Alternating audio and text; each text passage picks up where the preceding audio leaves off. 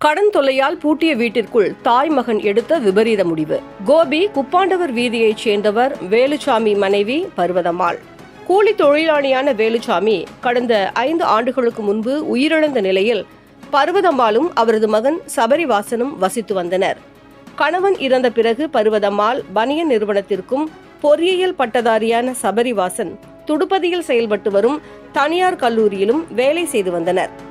இந்த நிலையில் இரவு வரை பர்வதம்மாளின் வீடு திறக்கப்படாத நிலையில் அருகில் இருந்தவர்கள் சந்தேகமடைந்து ஜன்னல் வழியாக பார்த்தபோது பர்வதம்மாளும் சபரிவாசனும் உயிரிழந்த நிலையில் கிடப்பது தெரிய வந்தது.